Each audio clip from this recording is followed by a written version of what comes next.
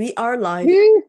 Yay! Oh my God, it's been so Podcast. long since we've done this. I'm gonna Yes. try and record it this time so that we don't, you know, miss this beautiful channel. Oh, Yeah, it is so good to have you back.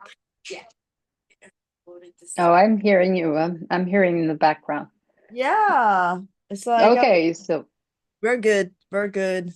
Yes, always there's some technical teething problems that we have to test. Yes, so today's topic is going to be quite interesting. like It's going to always. be about about afterlife or after death. I think generally Okay. they mean the same thing, We right? are live. Woo! Yeah.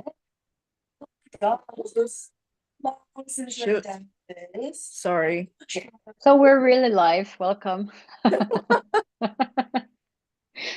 Yes, sorry, Yay. technical issues, technical issues. So one of the reasons why I'm bringing up this topic is because it is very, I guess, very real.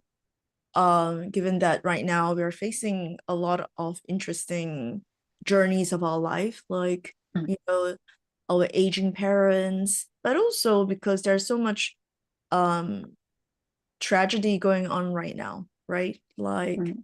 unexpected plane crashes or car crashes or um war, things that we're not able to predict and able to manage and control because humans thrive on certainty. But when it comes to this topic about death, it is not something we feel we're in control, not very often. And it is the one bane of our existence that we cannot plan everything in our life and be able to plan for this. I mean, that aside, there are some people who love to plan their exit or unaliving. But here we're talking about, the majority of the people who crave life and enjoy life and love to be able to plan their next day, next week. And death brings upon us something that's very uncertain, unplanned for. So I thought that this will be something, I guess, good to help our audience demystify, especially if we are able to channel some interesting beings who wants to talk about this and come and help us through this journey. I mean, for anything that comes up to mind or anything that is being quite personal for you about this topic. Well, I never had really a near-death experience, so personally, but I did have like one dream when I was 18 that Oh, was like so vivid, and in that dream, I died, but it was not, it was a really cool experience. It was really cool because, well, first of all, it was one time, as a teenager, sometimes we have rough times, and I was a quite depressed. And then I remember I was praying to God, and I asked Him, like, I need a sign. I need to find out if I'm okay. And I fell asleep with tears. Um, and then I was then in this place where I it's going to be like very a short flight, but I ended up to be in one house, and then I'm seeing something, and then there's this bird changing his face towards me. And then when I see his eyes, the focus is like I could feel he was entering, or like something happening, a shift with my soul. And then I felt like I felt behind me there was how do you say, there was I felt something. I was sitting on something, but it was actually flying, so I could feel I'm flying. I can feel like I'm levitating, and he's actually, just by the thought, his thoughts, he's bringing me to him. And then like within a half a second, I am in another world. And I'm seeing, I'm like I'm in a monastery, or it's looked like Tibet, and I'm seeing all those monks aside of like a very a very long red carpet or orange, and they're like all wearing gold clothes. And when they looked, it had the same eyes as the actually it was a oil owl. How do you say that? Aura, This no, this bird, the owl, night bird. Yes, owl. Yeah. exactly.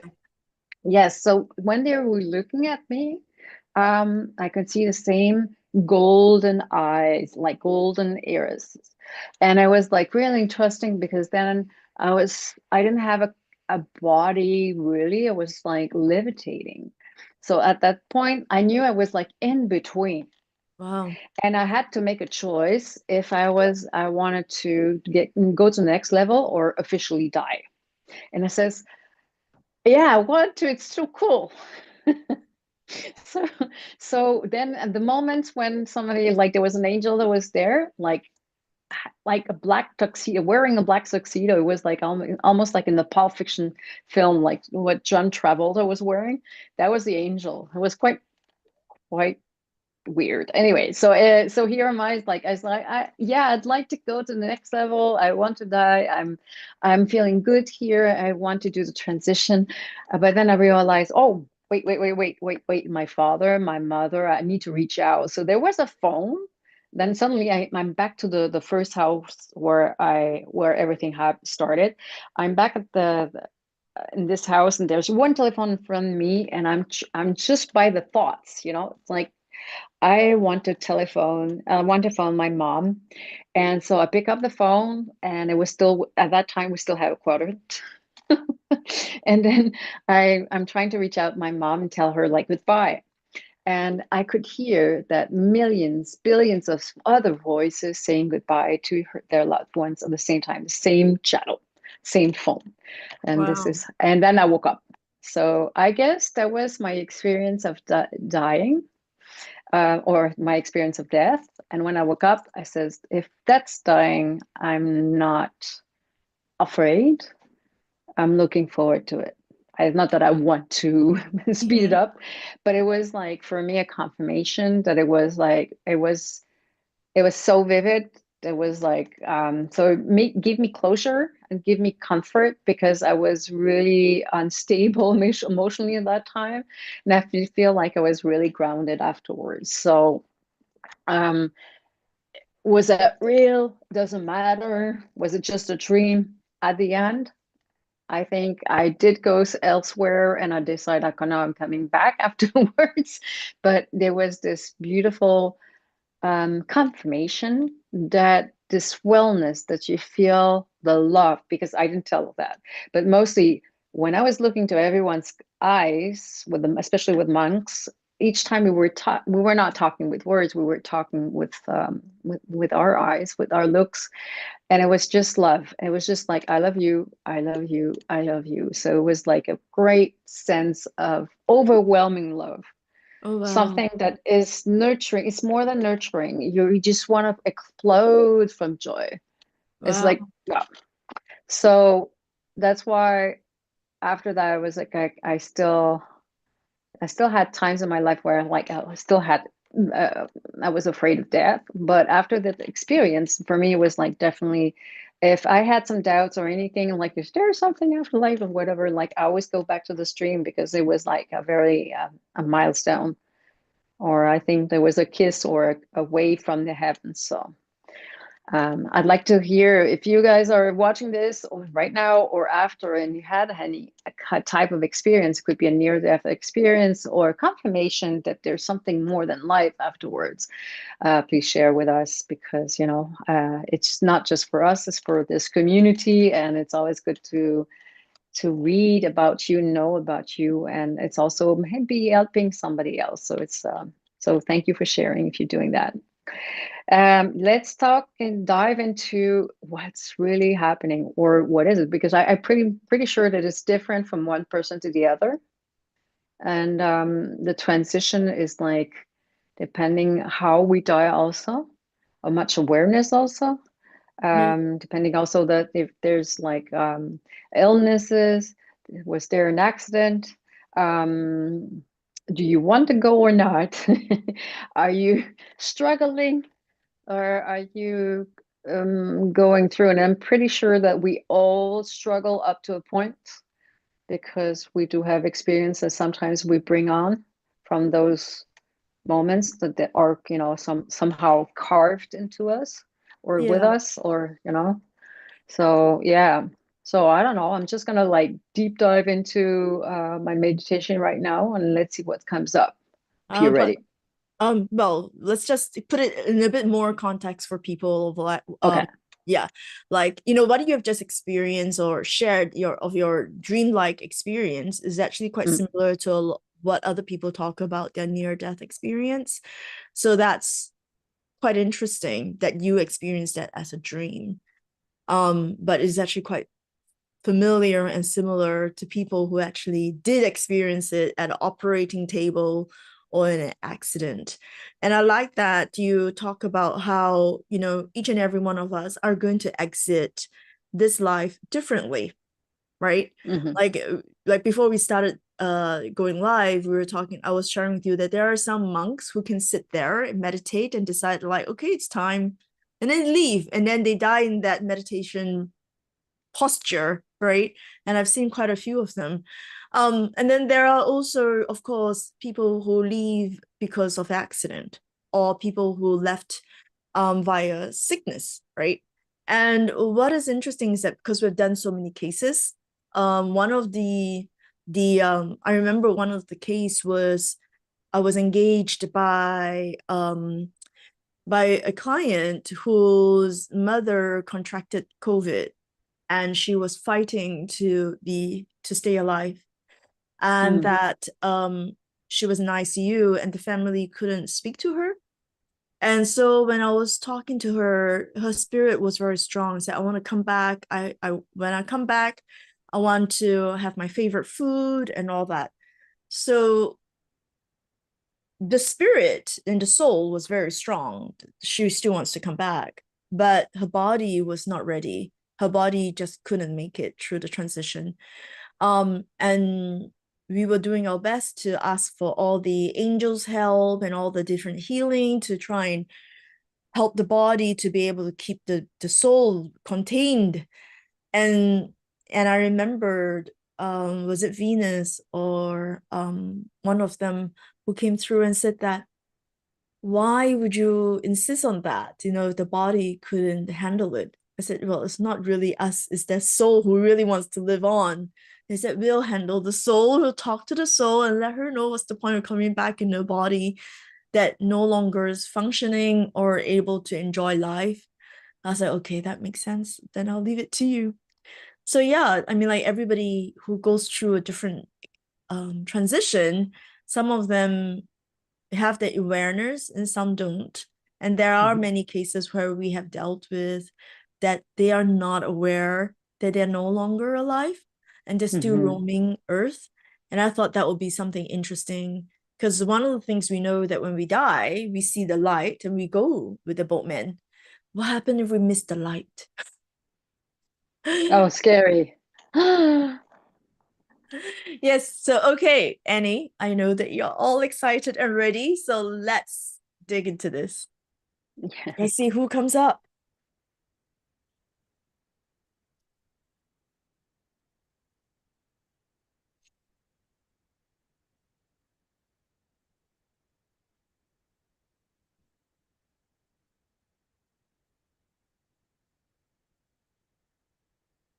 I am what you may call death, Hello, Death. angel of death, or I have different names depending the culture, land, the time. Thanks for being here. Is it true they say that you are the angel without face? Actually, I have many. Mm-hmm. Many faces or no hmm faces? I have many faces. But many. Actually, Mm-hmm. that that's the face you want to see. Oh, And sometimes I even come with a shape, or I am different each time. Mm. I am not really a skeleton or what most people know about me. No, I just hear from those who are about to die, and they'll ask about this lady who hangs around them with no face. Is that you too? Oh yeah, it's like what they're used to know or heard from their own family. But sometimes I'm mostly I could be a shadow without being intrusive, and sometimes I'm a cloud, and sometimes I am a face. It could be a familiar face also. So I am within the face that you see when you see your old grandfather. I Mhm. am there too. So culturally, there is a lot of different ideas about you. Why Mhm. do you come when we are about to, when the soul is about to exit the body? Why do you come? I'm here to help out for the transition. Mm-hmm. And I'm here also. I come and de-evaluate. I just say instead of elevating, I suppress a bit my energy to be able to come here from the frequencies. Mm-hmm. And then I help the soul to remember where to go, which is mostly elevating the frequencies, the energy. Mm. I kindly remind them where they are at. And before they do, to make sure they're not too afraid or overwhelmed. That's why we review the life. That's why we see it. So they understand the timeline, what happened, and where they are at. So I'm here to remind them, not to scare them. I'm here to hold them by the hand. And if they accept, well, I can help them to, or show them where is the light. They all have free will. Some of them don't want to step into the light right away. They don't miss it. It's a choice. They decide to stay here for a while. Understand. So do you work as a team? Yes, I Tell. have regions. I have many angels, energies. Mm-hmm. I also work with your own guides, familiar ones. So, for your ancestors that already died, they are all part of my team also. My team is always renewed. It's not a fixed one. I do have my ensemble, but it's always an ongoing thing. Mm. We're also in my team. And then you go back and then you choose and then you guide. So all the guides guiding other, when they stay, they prefer to stay here and guide their own family. As a guide also, it's their own choice. They are before in my team. I'm somewhat connected with the Akashic record after the review of life.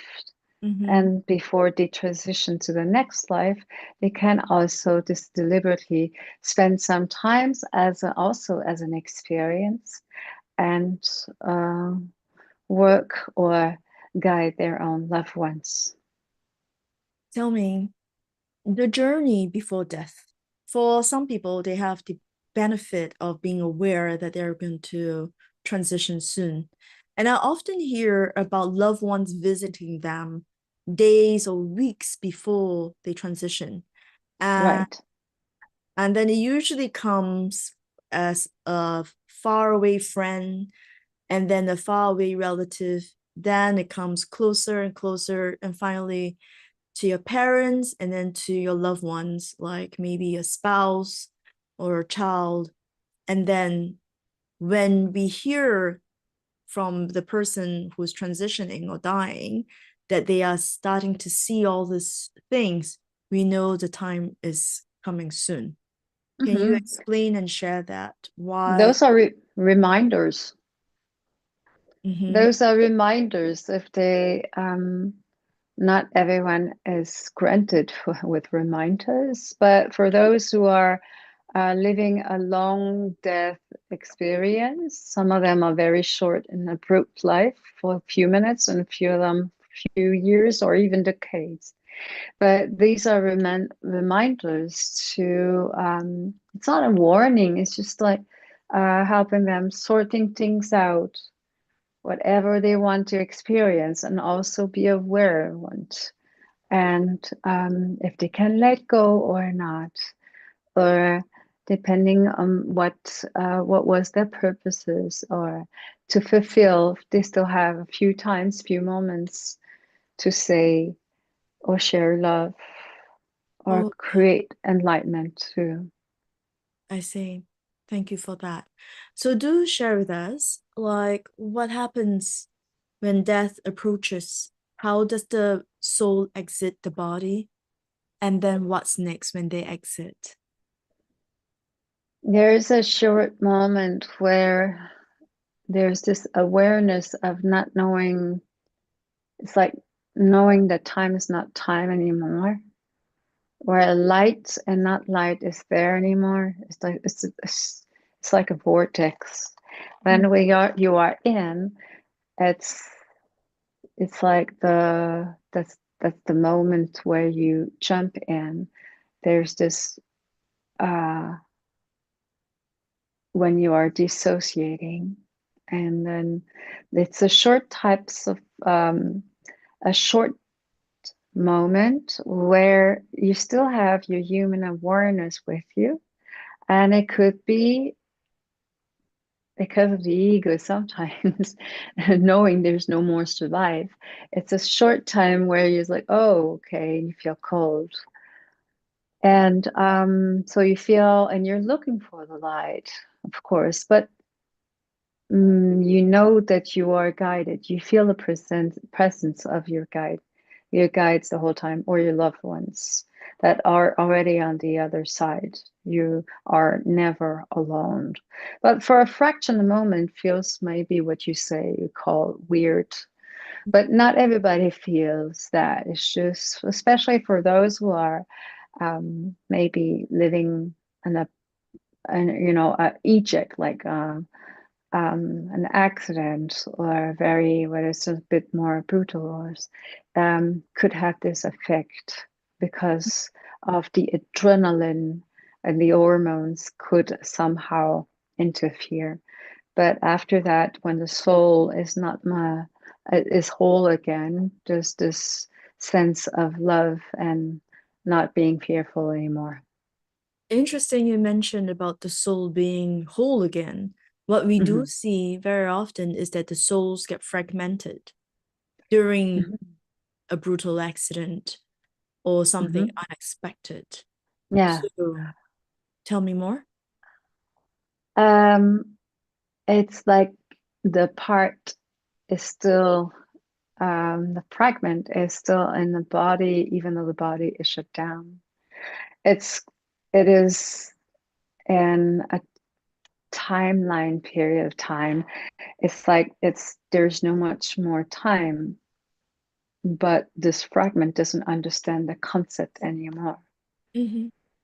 It's still glued and like it's more like materialize. It wants to materialize because it hasn't it does not understand the concept of crossing over. I did understand that concept that you can't cross over because it doesn't understand that the body is dead. So um, when somebody knows that it's crossing over and understand the concept, and now they can see the light. But until they did understand the concept of crossing over, they still want to stay there, like they are attached.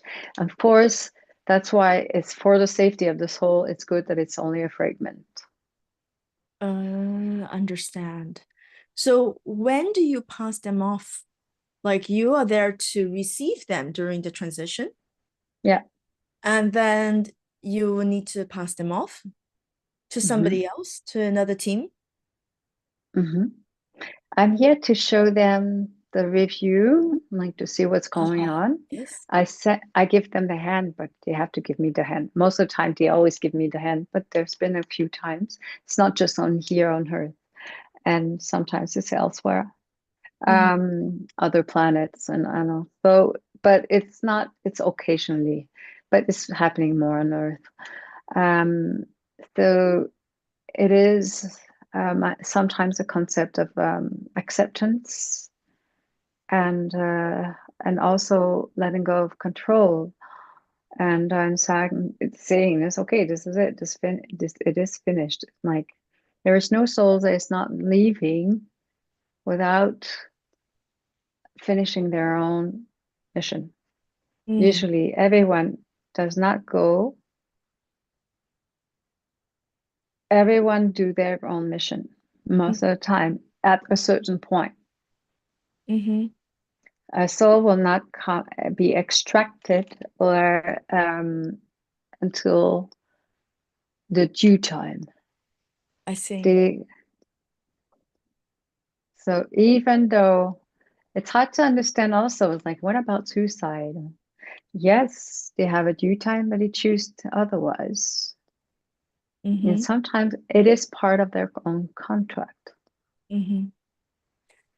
And what about cases where they decided that they want to live because they want to extend it? Do they have the option? Sometimes the conflict between the higher self and the ego. The ego sometimes has difficulty to To let. to leave. Mm, Sometimes the higher self's like, okay, we're done, we're finished, we have done, we tried, and then the ego is like, no, whoa, whoa, whoa, whoa, whoa. So it's still snatching or keeping on its duty, right? mm, And even the egos can get caught sometimes I in see. their own Mhm. moment or experience or being attached to it. So tell me about the review. There's a lot of rumors about the review, like review, and then we get decided to be judged of heaven and hell. Tell me about the review. What happens? There's no such things. Actually, where it seems like a review, it's not about what you have done. It's about seeing the bigger picture. So we're mostly sometimes you see like a film, and sometimes you see it like a portrait. Mm, You see an image, or you see your own painting, and you see all the pixels of colors of your own experiences collected together, and you see the bigger picture.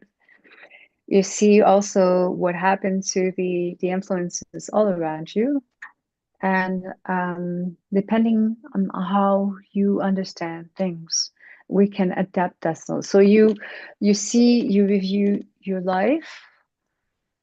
You know what was your missions. You deliberately, you are the one judging. And it's not, there's no such thing as a judgment, but you you see what you came for, and then you see the outcoming um, result, and then you can, if you're satisfied with it, it's not about being, like I said, right or phone, but you extract the experiences, but the understanding and the learning from the whole mm, review.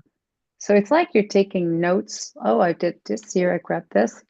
And these are the colors you're adding to your soul too, mm, because you're getting to know more of yourself each time. So the review is not just judgment, mhm, it's also giving you a pattern or giving you a new color to your own, how do you say, when you're a painter, you are uh, French, we say la patine, but it's mostly the more you add dots, the more you create light and darkness, and there comes the 3D dimension, or that comes like the perspective of it.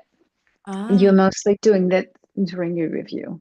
I see. So it's also an enjoyable moment because you know what you have caused, but also you know also what you have brought. Mm, I like that. Thank you so much. So tell me about showing the souls to the light and what happens. Well, there's these options that they can go to the source um, directly.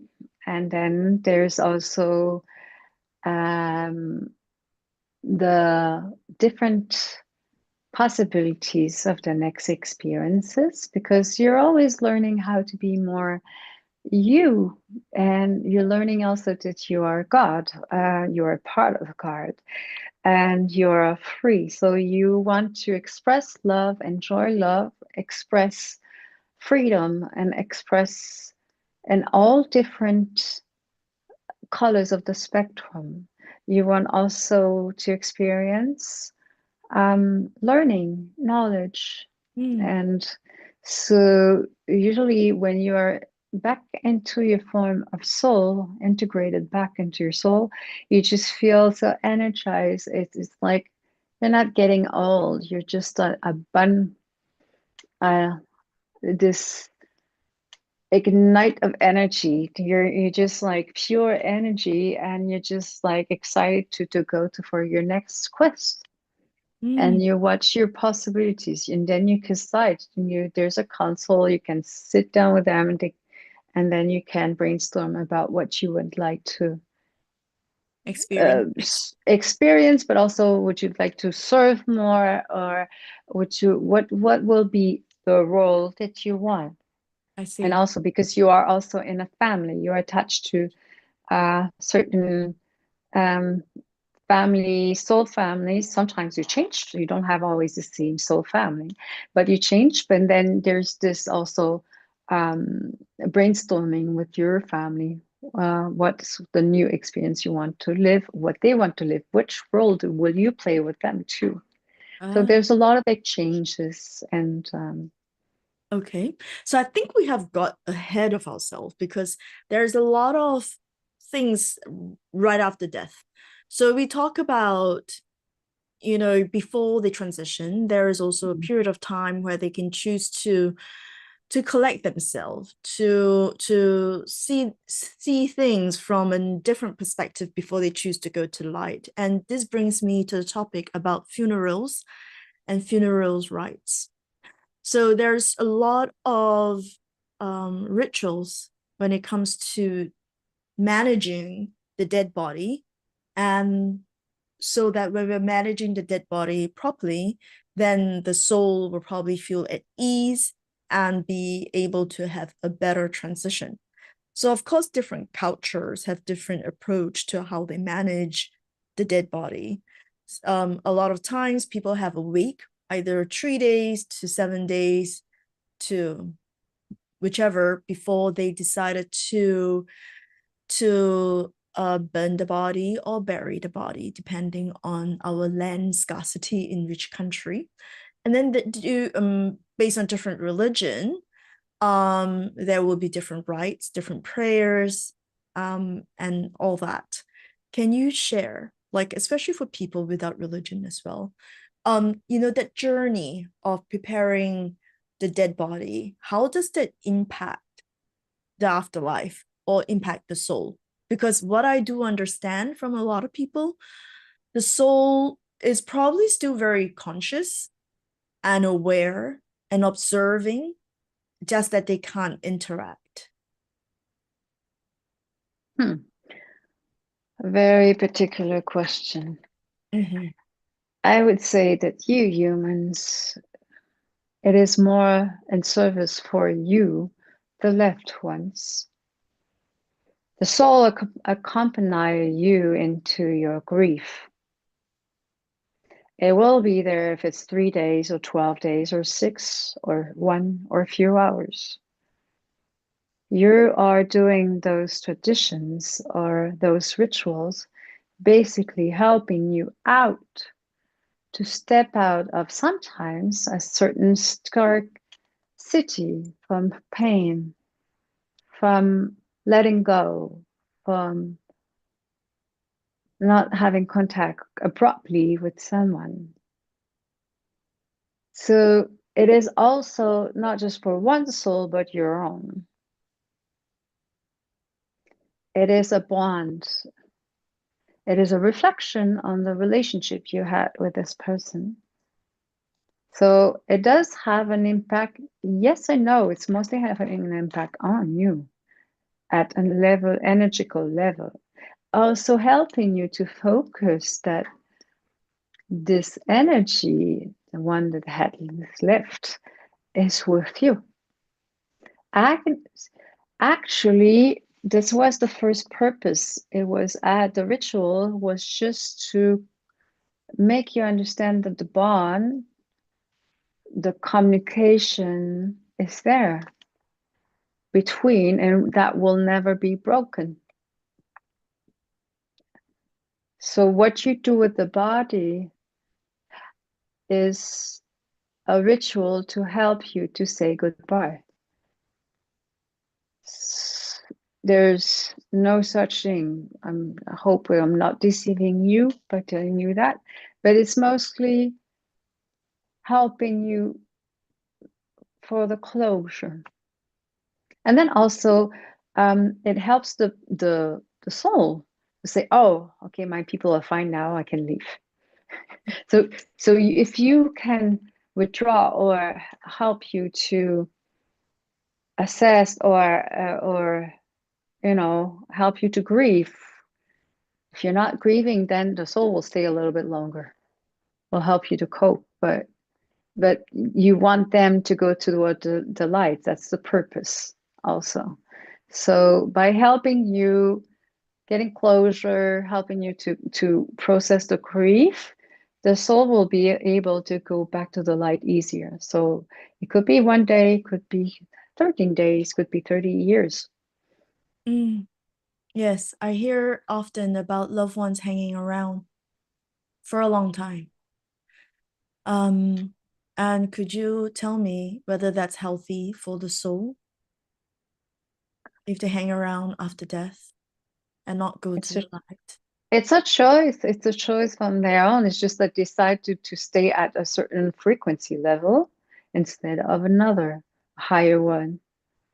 So that It's and it is sometimes very not overwhelming, but it's difficult also for the soul to stay at a certain energy level. And of course, then there do you do meet other energy levels that are this energy level.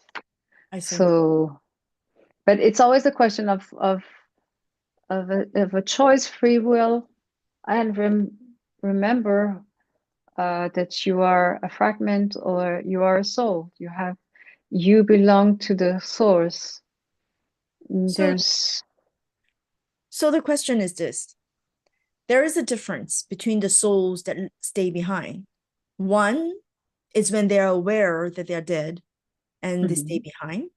And then mhm, there are those that's not aware that they are dead and they still continue the day-to-day life as if they're alive, but they're actually dead. mhm.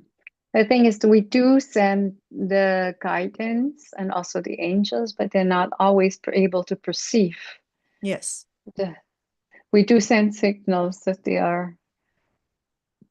Yes. But then again, it's part of the experience sometimes. To be a And ghost. now yes, it could be that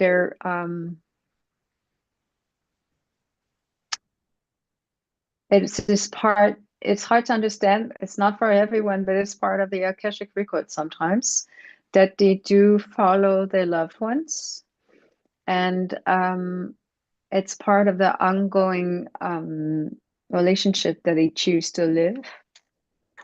Mm-hmm. Okay.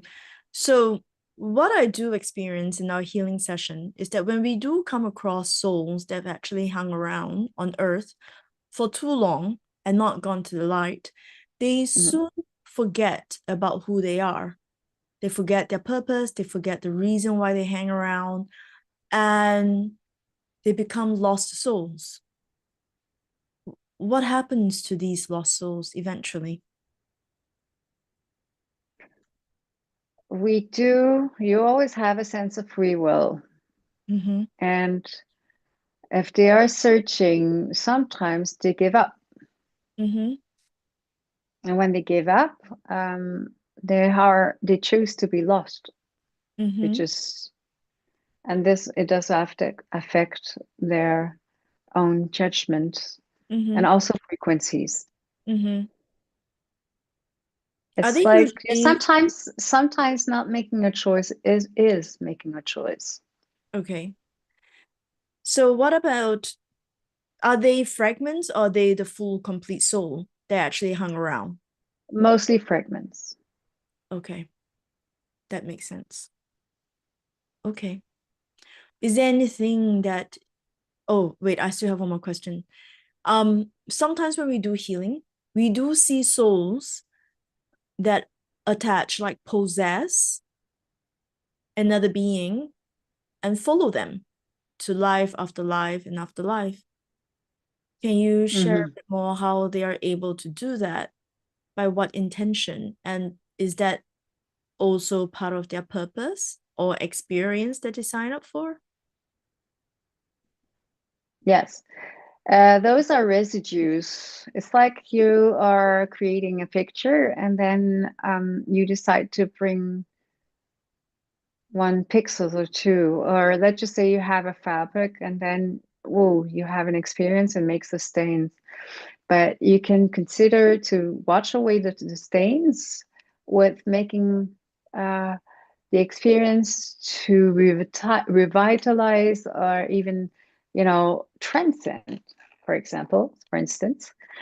But sometimes it's part also of their own decision where they say, you know what?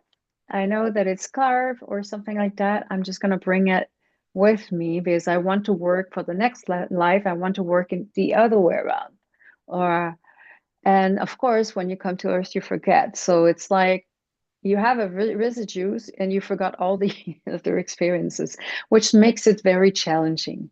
So let's just say that some souls are like very overachievers, and they really want to take, they say they want to jump in and try this, but they are sometimes living the overwhelm, but they do learn each time. So there is no bad or wrong.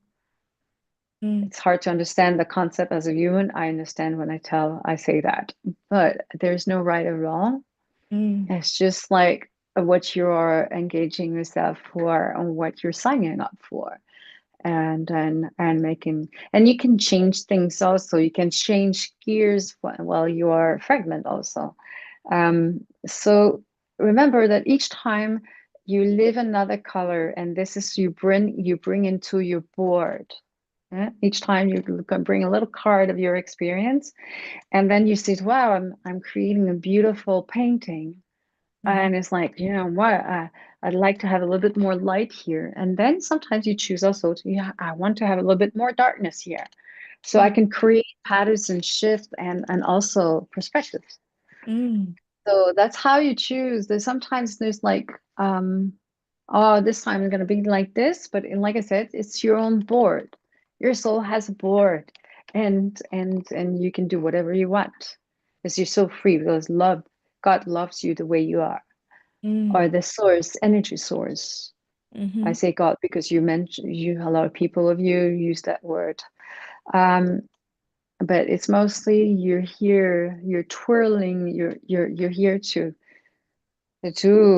and come and play. Yeah. I want to learn more about you, Angel of Death. Tell us something about you that we don't know, or what was written that's not true about you. Hmm.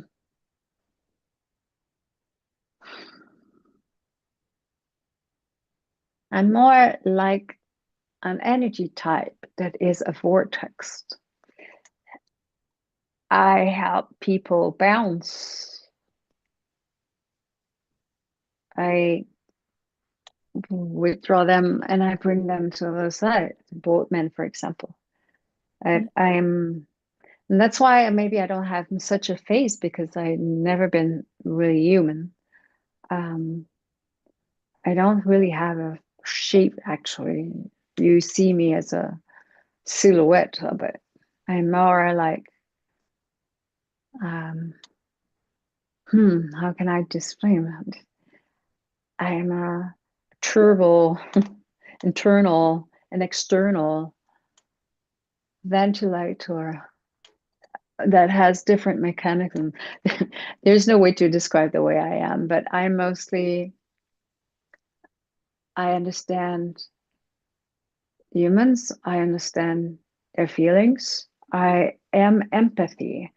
I am here to help you withdraw everything that you not just live like from eyesight, but what you have lived here. And that's why other people give me the image of a cat and the heart in Egypt. But I'm here to extract everything and help you see and feel and report. I'm a teacher. I'm a guide. I'm a vortex. I'm a ship or whatever you can call. Are you genderless or you identify with one of the gender? Mm, I'm everything. Mm-hmm. Yeah. I don't have really like words. I am NG. I'm a passage. I'm a gate. I'm I'm I'm a part of God. A lot of people are afraid of you because you signify a transition that they're not willing to face very often. So Mm. they often see you as a tough angel that would forcefully take them away from life. How do you want to put it in the right perspective for them? You can see me the way you want to see me, but I'm just here to show you things. And you decide. I'm just saying, or we check all the angles. I'm here to help you clarify things, understand things, see things. Mm, I'm not here to judge. I accompany. mm, I think there's a lot of biases or wrong yes. information about me. You can have most of people, the soul is never afraid of me. Actually, I recognize me every time. Hey, pal, that would be like that. Mhm. Mostly, but it's maybe the ego or the awareness, the consciousness of the fragment that just know that oh, it's done. Mm. That Um, could be freaking out. so in the Chinese culture, they describe the people who needs to come and collect the souls from hell, Mhm. and they call them 牛头马面, which is the cow head and horse face. Are you familiar with them? Depending on what helps you Mm-hmm. to transcend or come on, I will appear in the way that people recognize me. So, and that's why I have also a team. Yes, we are aware of them. And yes, we are them. And yes, we are different shape and size and numbers and whatever you want. What helps you to transit, we will do it. Thank you. Thank you so much. I'm going to transit to another speaker. So is there anything else that you want to share before you go, Angel of Death? Mm. If I can influence a bit you in your life now, is that add a little bit more awareness and live your day like it's your last one. You're not surprised to see me when you see me. There, therefore, live the present moment. Stop thinking about the past. Bring the energy from the past, but understand and do not worry about the future. The future will come anyway. So enjoy the moment now and come at peace at every moment, every daily life. Mm. Thank you. Thank you, Death.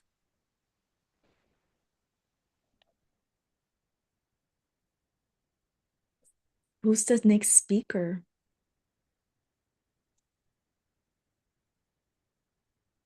Death has taken so much space.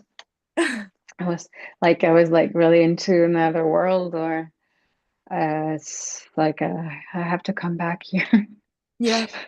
Like we've And been we traveling. like So, to check out which other speaker is waiting by the side patiently. by me, with me. Mhm. Hmm.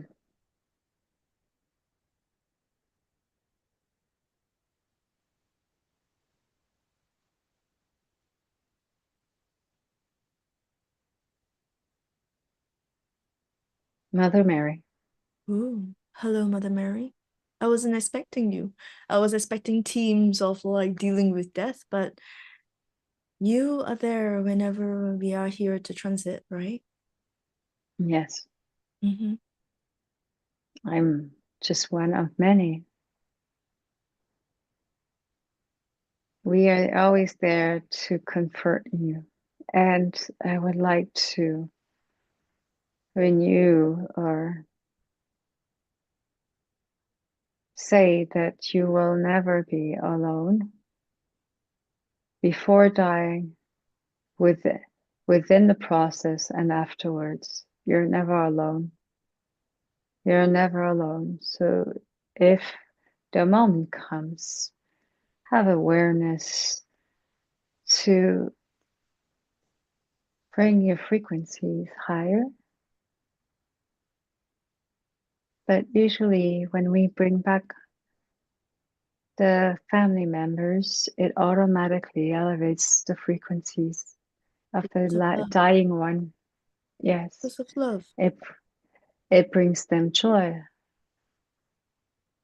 and also some of them pray to us, depending on the religion or whatever. We are usually always there, also present. Jesus, and many more Mm. from the celestial realms. Thank you, Mother Mary. Thank you for being with us always. Mm. Okay, that's beautiful to see that when it sure is like reassuring us that we are never alone. And I think that just knowing that it can't be, um, actually, I think this is almost a gift. I'm pretty sure that it's a beautiful transition. I think what for me, what I'm most afraid of is like suffering. We Mm. always think about like, uh, I don't know if it's a past life experience or, suffocating underwater. That, but I'm pretty sure it's just that the moment that it's so intense, or suffering, and then not being able to, I don't know, whatever. But once we know that, we're in good hands and we'll see. I think that also we didn't ask, but I'm pretty sure that we don't suffer that much. I think that the head or the ego probably are imagining that we are, um, you know, that it's horrible, it's going to be painful, it's going to be annoying, it's not going to be fun. And then so it's about, so today it was like mostly a reassurance that it will be okay, everything will be fine. Mm.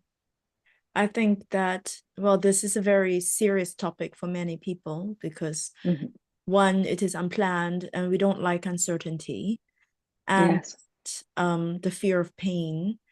But I guess we need to see it as just a journey of the soul. It is just something that we need to experience in the exit so then we can move on to other things. It's just like we can't stay in the same class And then at the end of the year, we have to say goodbye to our classmates because we're probably going to a different school, different class, taking on different Yeah, topics and subjects. I nice remember, way to put it. yeah, it's exactly like that because I remembered when I was first time studying grade 1, and then I was sobbing and crying when I know I am going to a different class in grade 2 with a different form teacher. Like, Mhm. it's my first year in school and I loved every of my classmates. I love all my teachers who were so kind and so caring. I cried for weeks as a 6, 7 years old girl. Like, oh, I'm gonna miss my teacher. I'm gonna miss my friends. So yeah, I think this is similar. And after that, we got used to it. We just got It's like, like, okay. yes, because we, how many times we didn't ask them, how many times have we lived the experience of like it's individual from one person to other, but for most of like I would say everyone, if it's not on Earth, it was elsewhere. So we have lived at least 100 times, if not 1,000 times, and if not, like I'm not gonna say more numbers, but so it just makes me reflect that is that this is a this is not the first time, and it won't be the last one time. So if we're able to be aware of it, I think the transition will be cool. Mhm. Um, and you had a really good example of showing like leaving your classmates, but I'm just thinking about my niece or my godkin. I'm a godmother, so my my 19-year-old niece, like she they moved out from one city to the other one, so that was like 10 years of the same space, or like no, it's not going to be same school. Well, she's still she's going to university. I think she's not going to change university, but still, other friends, other street, other room. Yes, so it's a lot Yeah, to take in. exactly. So it is something that we all need to be aware of and just accept and then be excited about the next Yeah, chapter, right? And it that is more important than anything. isn't that what death told us? Like after that, like when you see the light, you're excited already, and like it's about achievement and accomplishment, and then you see, okay, I've done it this time. Let's see if I tried that way, or you know. Yeah. Uh, so But I guess it's exciting. Yeah, it must be exciting. It's like cool, cool. but I want to bring back this topic to the work that we do, right? So Mhm. for a lot of the work that we do, we are really working and helping souls who have gone through all these exits, right? Transition, because as we talked about it from the very beginning, it doesn't mean that we just decide when we want to exit and there's the door. It's always unplanned, then there's always this uncertainty, and then there's some trauma, right, that we go through, either whatever way life has been taken. And so when we do our work for soul healing, is actually going in to heal those fragments that are living in that trauma of repeated pain. So Mm-hmm. that is very insightful in the sense that to what that says is that we have to recognize and raise our frequency when we're leaving, because if not, the trauma lives in the body Yeah. and the fragment lives in the body, and then the rest of the soul moves on, but the fragment continues to live in that repeated pain. And I just want to use this opportunity to say that when there is a fragment that live in that repeated pain, that pattern get carried on because there's a tether.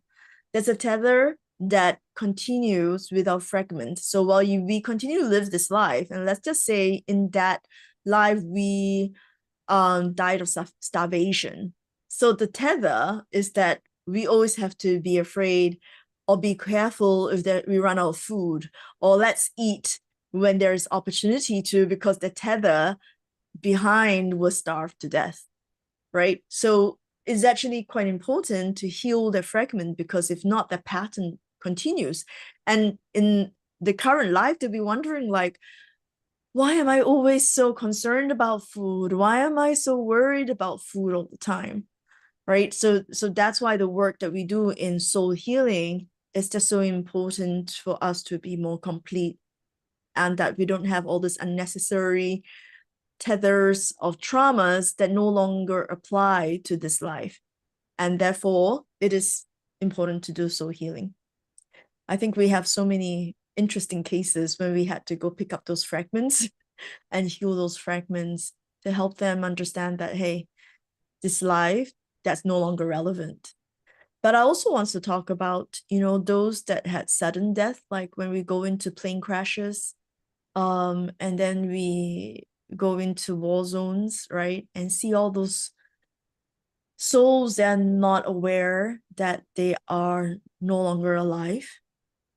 I remember there's one session where I did with Sydney. We went to a plane crash, and then the souls saw us and go, "Oh my God, I'm so glad you're here. Are the ambulances coming? Are they taking us to the hospital?"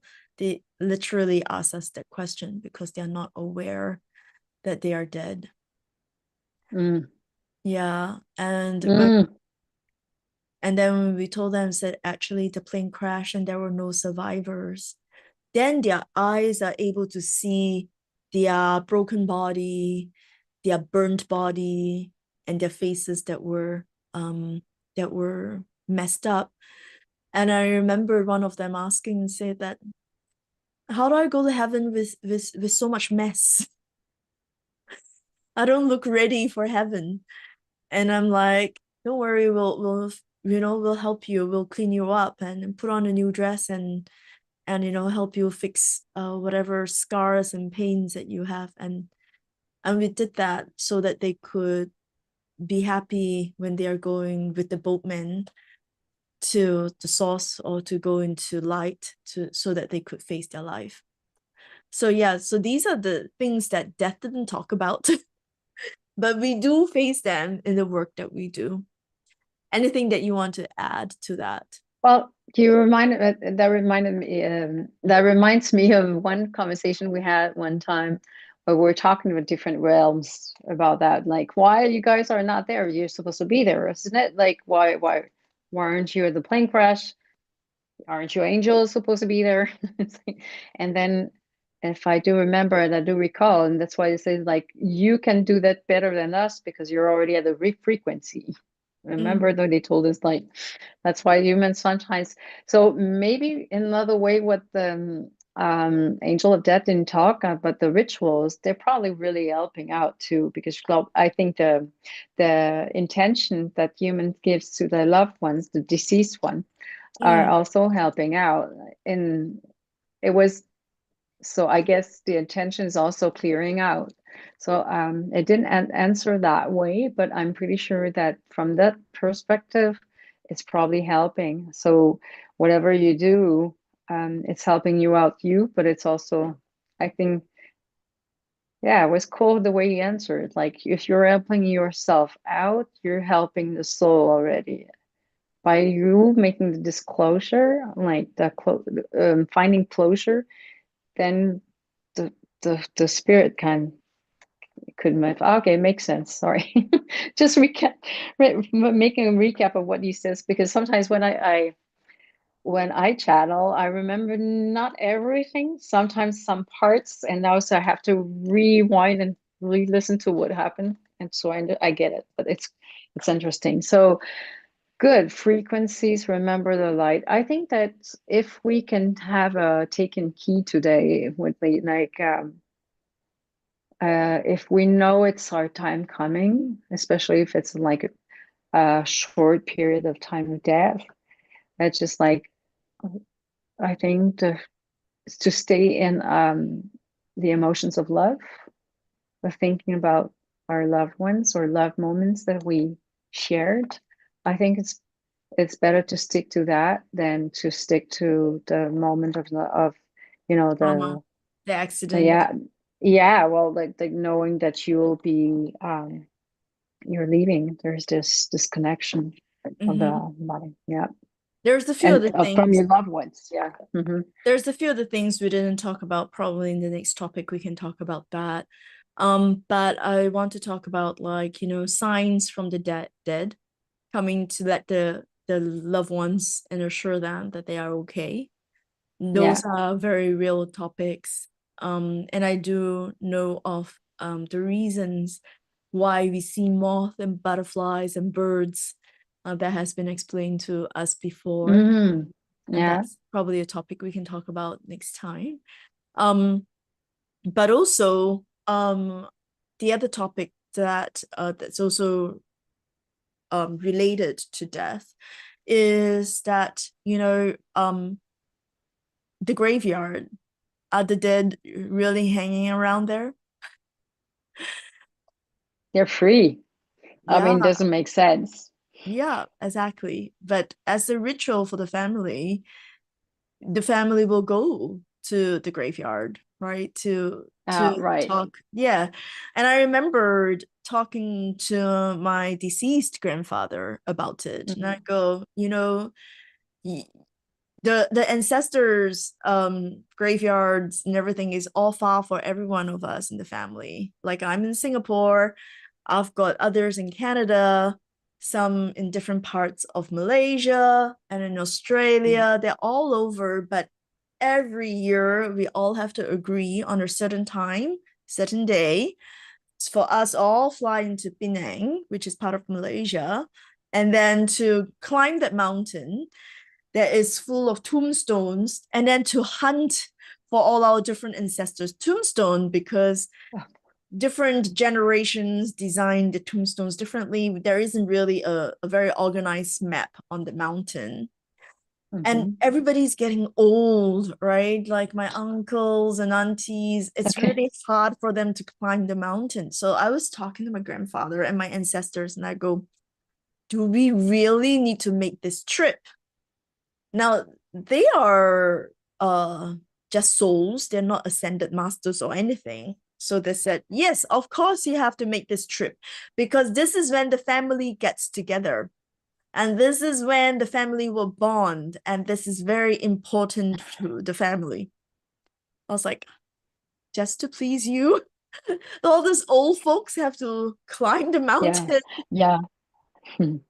Right, so really, they don't have to be at the graveyard, they don't have to be at the tombstone, they're everywhere, and they are there without intention to connect. Mm-hmm.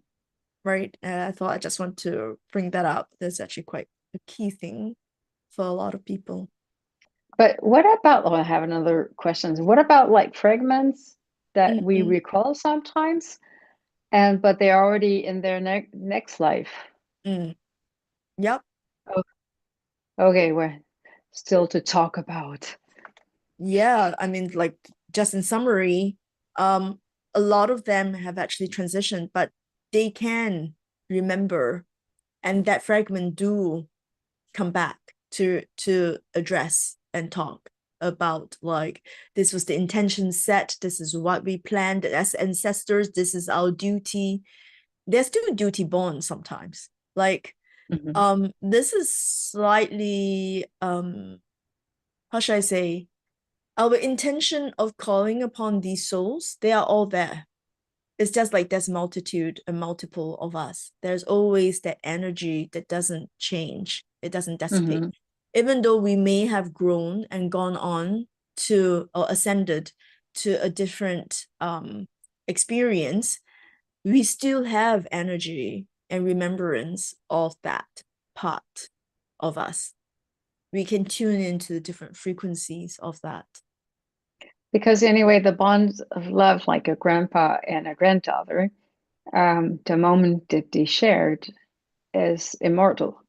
So what we're recalling actually is this special bond, or that is part Yeah. of the fragment. Mm-hmm. Yeah, it is. So I hope this topic is interesting for a lot of people, because all of us, at some point of our life, we have to face the reality that there is a beginning and there is an end of everything and of our experience, so that we can move on to experience new things. So, with that, I thank you all for tuning in, and thank you, Annie, for this amazing session, for channeling this beautiful angel of death and Mother Mary. Until next time, thank you, everyone. Bye bye. We'll talk about the animals. What happens with Oh, animals? yes, I actually did want to ask Angel of Death whether she's also responsible for the animals, but topic for next time. I could see the Legion. Oh, There's probably subdivisions. I'm pretty sure it was like pretty organized. I pretty couldn't. organized. Yeah. Okay, Yeah. so next time. See So y'all. next time. Ciao, ciao. Bye. Bye.